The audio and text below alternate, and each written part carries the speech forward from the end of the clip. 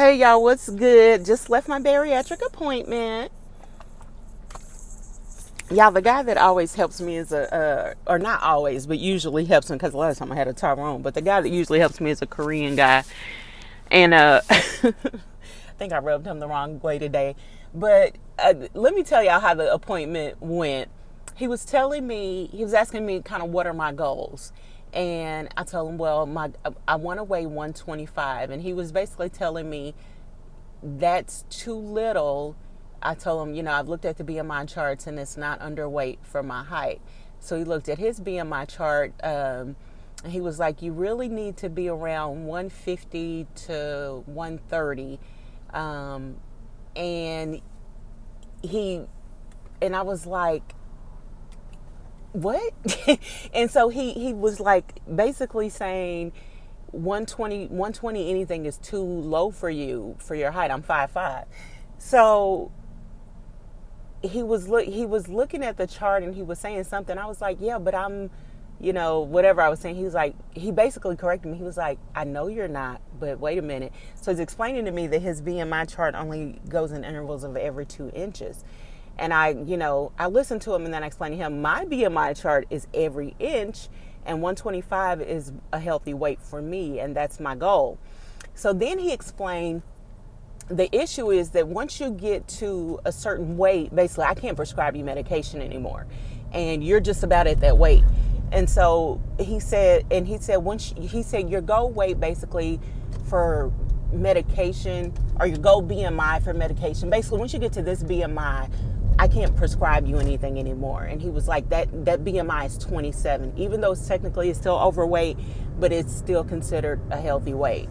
And that BMI is 27. And I was like, well, what's the weight at 27? And he said something like 165 point whatever. Now y'all know, or y'all might remember, my goal for this month, I was supposed to be in the 150s by this month, by the end of, today is September 1st, but by the end of August, I was supposed to be in the 150s. Now, had I fasted the way I'm scheduled to fast, the way I scheduled for myself to fast, I would be in the 150s, but I didn't. So this morning, like last night, I was supposed to fast because, at 4, it was a work day in the office.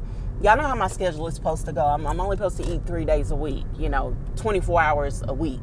And I didn't follow any of that, crap.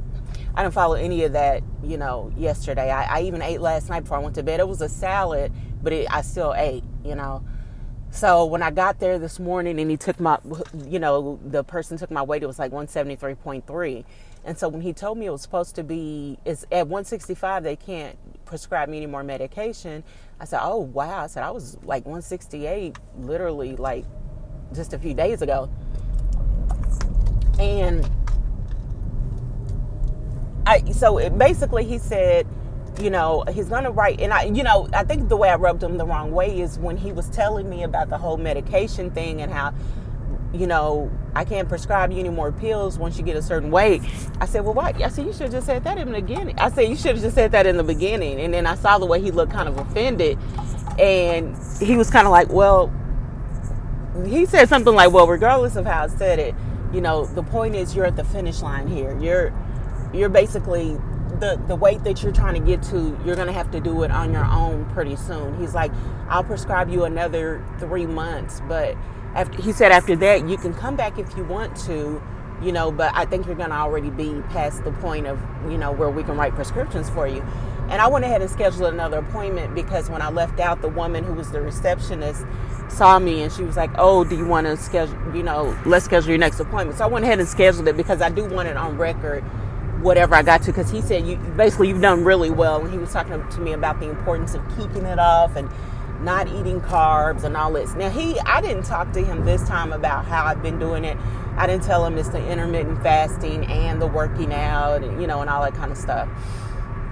Getting enough sleep, just all the different things that are contributing to my weight loss, but, he was saying, basically you've lost 50 since you've been coming here. And then your goal is to lose 50 more. He was like, you've been doing really well and you're basically at the finish line, Kat, And, so it'll be basically around December, and I also asked him, when did I start coming here? He didn't have my whole file with him. And so he's like, I don't know. And so I was like, that's okay. I'll look at my email and I will. But I think it's been almost a year. I remember when Jay from the UK first started sending me pictures of her lifestyle. That's when I got serious about my weight loss. When I was like, bump this, I got to get down to a healthy weight. I like absolutely cannot continue to play around with this. And that was in December. I remember that because it was like, I remember like it was yesterday when she sent me those pictures. I was just like, oh, I'm sold, But when he said that, I was just like, oh, wow. So now, like, basically, December, I'm going to have to, that's when the rubber meets the road. Y'all know by December, I plan on being at a healthy weight. I plan on being at my goal weight by December. I really plan on being at it by Thanksgiving. It's my goal, right around Christmas time or right around the holidays. But this year for the holidays, unless something changes, I'll probably be, either by myself or with friends around the holidays, so I won't be around family. And if I'm by myself for the holidays, I can kind of control what I cook more, and I don't have to cook a lot of, fattening foods or whatever. But it was definitely, it felt good because I remember what I looked like when I went there. I was 220 when I first started going there. And I definitely took pictures when I first started trying to lose weight. Back in I think 2020, whatever year Ben went away, like that January the 7th the following year. So that was 2020 is when I really was like, okay, I'm going to lose this weight. And I was like 236. But even between that August of Ben getting arrested and that January, I lost like 50 pounds. Because when I was with Ben, of course, I wasn't, hurting for money and food and stuff. So we ate out all the time, and I was close to 300 pounds. Even now, when I look at those old pictures or those old videos, I can't believe how big I was. And even now, being at 173, I look at pictures or videos from a few months ago, and it's amazing, like that 50 pounds can look so different. That losing 50 pounds can make you look so different. So, he was basically telling me, I see what he was saying, but he was still basically saying, I still think 125 is too small. And I was like, guys, he's Korean. Their women are all, I don't think I've ever seen a fat Korean. But it's like they're already a small people. They're naturally small, plus their diet. I mean, they're just small people, And it was just funny to me for him to say, oh, that's too skinny. And I'm like, oh, says you.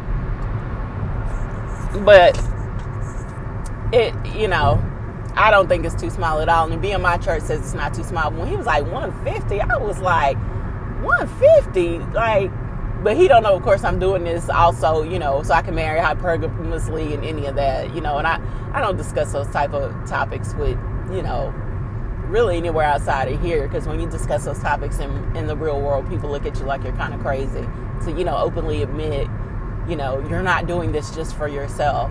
And really, to me, you are doing this for yourself. If you know you can't give yourself the kind of lifestyle you want, then yeah, you're doing it for yourself to better yourself.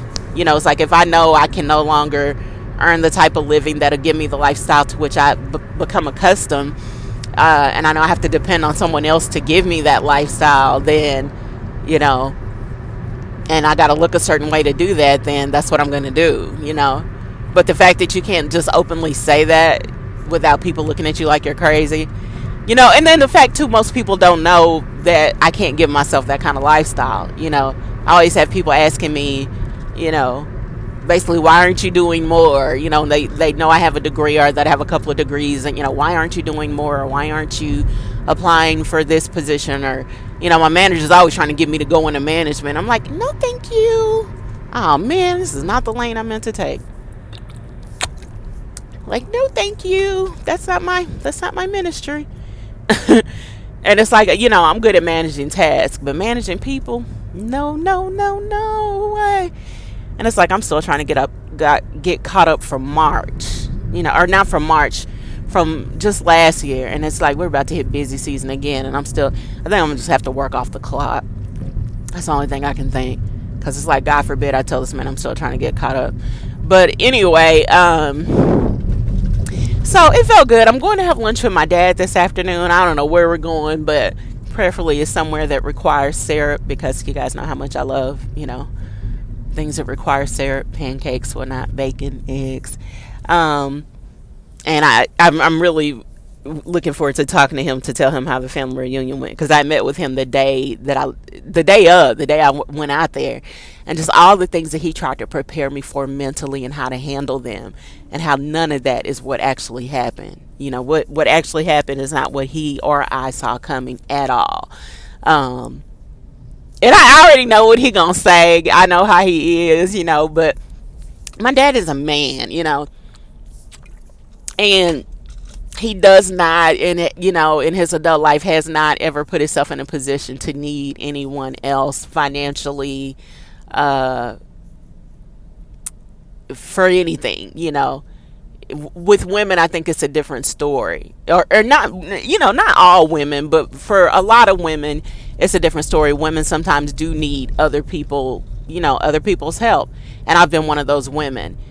So for my dad, I know he's just gonna be like, just don't care. Well, like, why do you care? Don't go anymore. Blah blah blah. And it's like, for me, it's just not that easy. I know you guys say that a lot. Cut off, blah blah blah, and it's just like, I just can't do that. Now, certain people that are toxic, absolutely, but I also can't let those people come in between me and the people that have done things for me and are not problematical, or not so problematical that I want to cut them off completely. Like, I just can't let one or two errant toxic people come in between me and the people that I adore. I was I was kind of telling my mom, trying not to. That's the thing with telling her stuff. I try not to tell her too much, because I know how she can get, and I don't want, like I said, she's older. I don't want her to worry about stuff, so I try not to tell her too much, because I don't want her to get all swell up in the chest about stuff. But I was kind of telling her a little bit about stuff, and I love my mom. And it's like I've told you guys before, I may never see my mom again before I die, even though she only lives a few hours up the road. She has her limits of what she can deal with and what she can handle. And I accept that, and just, I accept that that's just part of who she is, just like I have my limits. I know, that I can't be a mother. I just know that, I don't, now, while I'm good at tutoring and teaching and patience and stuff like that, I know that there are parts of me that are so broken that I would, do irreparable harm to trying to raise a child. And not that I would try to, just me and my craziness would probably be, just unintentionally hurting a child, just, and not even know it. As I think most parents don't know that they've hurt a child unless their kids tell them later on, what you did hurt me. And I saw this quote that said something like, the best way not to hurt your child is not to have one. So it doesn't matter how you raise a child. You could raise a child in a two-parent family that's loving, financially stable, emotionally stable in every possible way. You call it whatever. It's the ideal whatever. And there's going to be some hurt that child feels. I've expressed to you guys about the ex-boyfriend that I have, the older white guy, the one that's 78 now. To me, I look at his life and I'm like, oh, I would have loved to have grown up with the life he had. But, he feels like, yeah, he had all that stable stuff, but blah, blah. He was raised in the 40s and 50s, and it was a different time. And his dad wasn't emotionally, available, and blah, just, everyone has their issues. No matter how they grew up, they're going to feel like they, something could have been done better,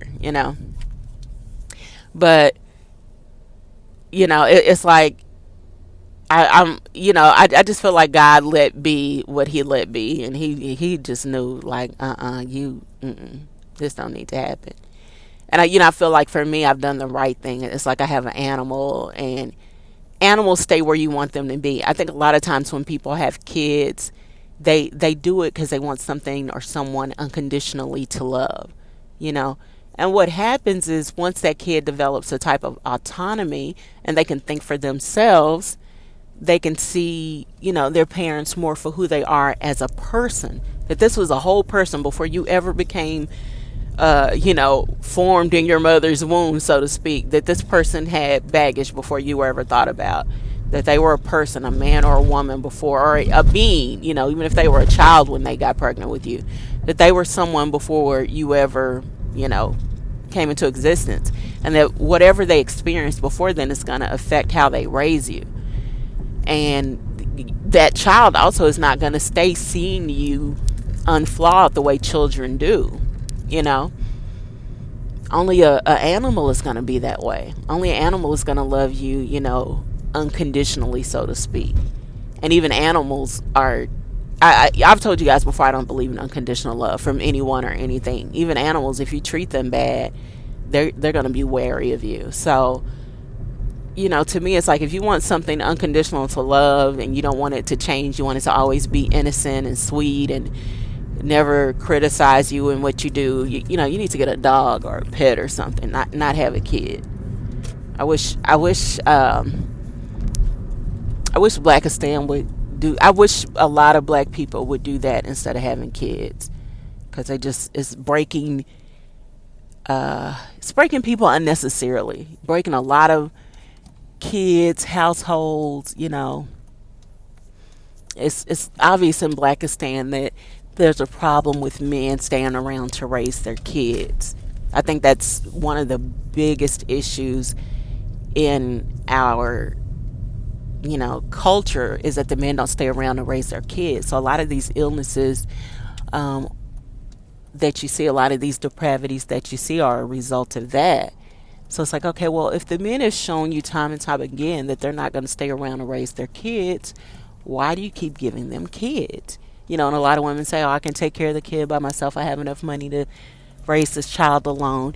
And it's like that's not the only issue that comes up with raising a child. Yes, finances are important with raising a child, but a child also needs two loving parents. It's more than just, can you afford to do this alone? I was looking at something, and this black woman, she made, I think, about $200,000 a month, and she was a single mom. And I thought to myself, even with all that money, those kids are still going to have issues, because they're not being raised in a two-parent home. And you guys know, so I went to school with rich kids that, they even, feel like they have issues, when their parents have money. They work a lot, so maybe their parents aren't really raising them. Maybe the help is raising them. Maybe they wish their parents were poor and spent more time with them, as opposed to their parents making a lot of money, but they never have time for them. It's always a catch-22 with something. And so for me, I feel like, the best way not to break another human as far as kids go is just not to have one. And I've shared with you guys before that I did miscarry when I was married, and I was so mad at God when that happened, because I wanted to be a mother so bad. And of course, at the time, this is early on in my marriage, I was a newlywed, and I didn't know what would happen with my husband. God stood in the in the future. He knew what he was made of, and he knew what he would do. But I didn't, and I thank God that he did stand in the future and didn't allow me to have that baby. Because y'all, could you imagine? It's like I would become the one thing I didn't want to be. There was a couple of things I never wanted to be when I was growing up. I never wanted to be a single mom. I never wanted to be a mistress. It never even occurred to me that I would, end up, to be a criminal or anything like that. That just was never even on my radar. I never wanted to be a failure. I never wanted to be a drug addict. Those are just a few of the things that I just did not want to be. So, it just, I just could not imagine if I'd had that baby, and good Lord, could you imagine? Could you imagine? I couldn't imagine. And I thank God I don't have to. I got my pets, and I shouldn't have got that cat. But that's a lesson learned. It's like she has this weird habit, y'all, or not weird, it's just selfish. Cats are so selfish. And it's like clockwork. So today I took off so I could go meet with, my bariatric doctor. I think I have another water leak, so I have a plumber come out today My ex-boyfriend is incommunicado, so I'm gonna have to pay for this one myself. And I'm trying to get the man to go. It's like I got paid last night. I'm trying to get this plumber to come out today, so I can know if I do in fact have a water leak, so I can get it paid for today. I'm trying my best not to spend this money. So it's like, can you please come out and, but my water bill, I had him come out a couple of months ago, but my water bill is still high. So I'm like, there must be another leak. So I took today off, and so, so I could run all these errands and get this stuff done. And I just couldn't imagine having a kid to be accountable for it too. And I'm thankful that I don't. I'm thankful that this is just not, life is hard enough as it is. I posted something on the community wall a few days ago, and I saw it in Reddit. I told you guys I'm on Reddit, and there's a couple of groups that I like. One is called Anti-Nat. Well, his truck is obviously stuck. Oh, you blink. Oh, Lord, this is bad. There's a truck stuck in the middle of the intersection that stopped. Okay, they got to start it back up again. Thank you, Jesus. But basically, it was this long rant, and I'll post it in here. But it was this long rant from this Karen who basically felt like Disneyland or Disney World, one of those Disneys, is for parents, and she was going on about how she didn't like non-parents. And when I read it, there's this sentiment that I feel like is very real, even though I feel like a lot of single parents won't talk to you about it, or a lot of not single parents, but a lot of parents won't talk to you about it, period. But especially not single parents, and they'll tell you when you're friendly with them, the ones that realize that they shouldn't have had kids, they'll tell you, when you're thinking about having kids, they're like, girl, please don't. You don't even know how blessed you are not to have none. I heard that so many times, y'all, when I first came home, because when I first came home, I really wanted to have kids. I really wanted to be married. And everybody that had kids was like, shut up. You don't want, and I'm talking about, people that were that had kids out of wedlock or were divorced. I don't know that any married people were telling me that. Like some of my friends, I'm trying to think of my friends from school, were married. I never really heard them saying that. So maybe it's a certain kind of woman that feels like you shouldn't have kids. But I've also heard people say that they had them too young. Like they should have had them, but they should have waited until they got married. Like basically the kids they had before they got married, they should have never had, because they were too young and they didn't know what they were doing. But yeah, so I think there's definitely this sentiment of somebody called it in the comments a jealousy of freedom. And I told her I was going to steal that. Like, girl, that is exactly what it is. I didn't know the name to put of it. I thought it was a resentment. But yeah, there's this jealousy of freedom that you have, like that you can come and go as you please. You can do as you please. You can live life as you please, I told y'all about I've made a couple of videos like this, but I ain't got no kids. Like basically I can do what I want because I ain't got no kids. I can go where I want. I can do what I want. If I want to do whatever, I can do that because I ain't got no kids, Hold on, I'm at a light. Let me see who left this comment about the jealousy of kids.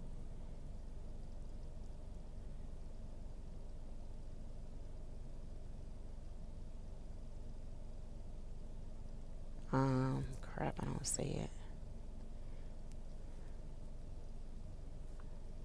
Oh man, I'm about to be home pretty soon. I might have to wait till I get in my driveway to pull it up. But it's like sometimes what you think is a curse might be a blessing. And a lot of times I'll hear these women say, "Oh, but when you get old and you need someone to take care of you, and you don't have any kids, what are you gonna do?" And it's like I've told you guys before. I've seen old people get old and they have a panoply of kids, and they'll be lucky if one of those kids will change their diaper. You know what I mean?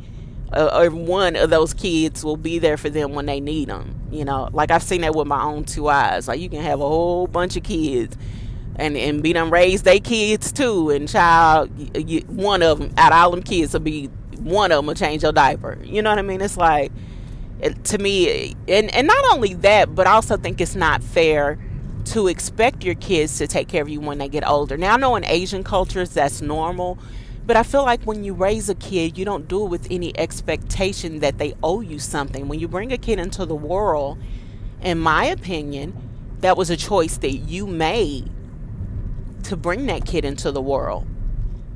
So they don't owe you anything. But I think in Blackistan, there's very much this sentiment that you owe the parent something, whether it's an old age or not. I've seen so many different stories of, you know, a kid becomes successful or whatever, and their parents put this onus on them. Well, you owe me. You know, I raised you. You owe me. And it's like, yeah, that's what you were supposed to do. That's what responsible people do when they have kids, is they raise them. They don't owe you anything.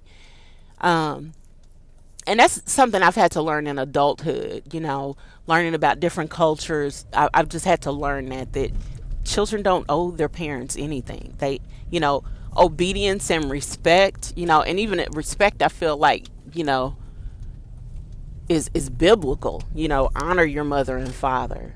You know, that's one of the 10 Commandments. You know, but I've just seen so many times in Blackistan where kids are made to feel like they owe their parents something, you know.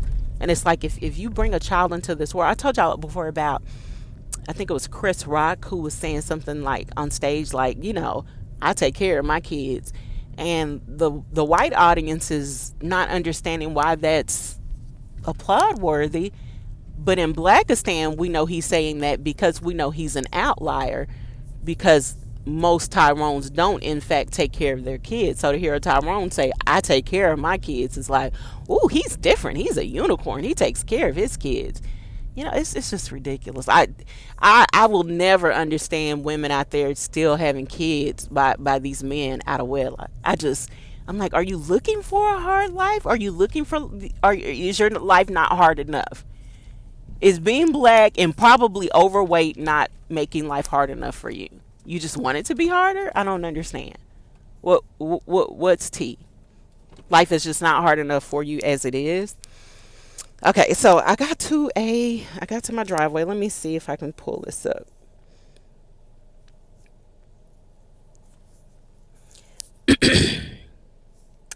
um I was really trying to find that comment where the girl said jealousy of freedom. The jealousy of freedom. That came from somebody named One Baby Girl G. She said,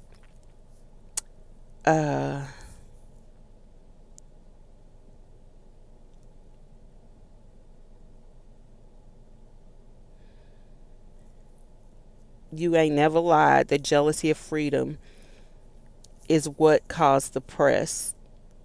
Freedom is one thing most don't have and reinforces a lot of insecurities from others, I've noticed, especially when you choose to live unapologetically.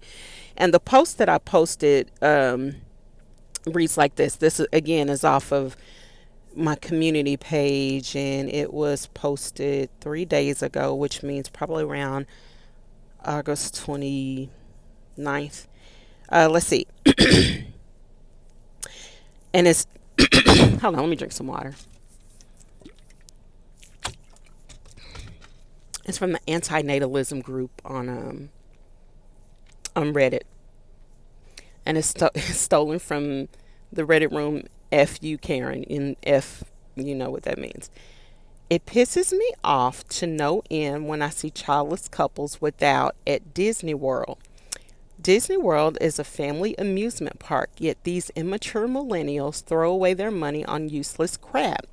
They have no idea the joy and happiness it is to mothers who buys their babies treats and toys. They will never experience the exhaustion that it is to chase a 3-year-old around and get stares at assuming I'm a bad mother. This CUNT in some very slutty shorts was buying a Mickey pretzel, and Aiden wanted one, but the line was very long. So I said later, and it broke his poor little heart. And he cried, I wanted to take that effing pretzel from that tramp, like, thanks, B. You made my son cry. Disney World is for children. People without children need to be banned. Mothers with children should be allowed to skip all the line. You have no effing idea what it's like to have to stand in line for 3 hours with a ranky, tired, exhausted toddler. And I can't just tell him we can't do something because it's his vacation too. I hate childless women with a burning passion. This was upvoted 709 times at the time that I screenshotted it, and it had 207 comments. Now, there's a lot here to unpack. Wow. First of all, the way, now I know this lady probably wrote this in a hurry. You know how it is when you're mad and you're typing mad, and so you're not paying attention to grammar. But even with that being said, y'all, her grammar is horrible. Her mouth is horrible. She has a potty mouth.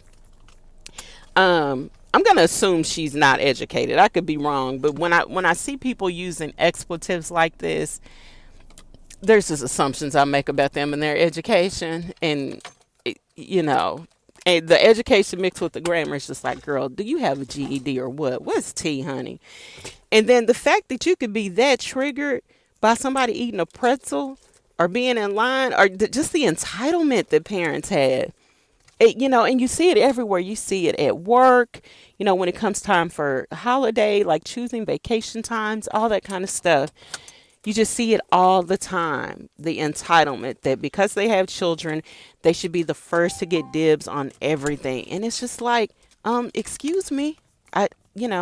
Even when it comes time to tax time, I could never figure out until recently why it is that people who have kids get more of a tax break.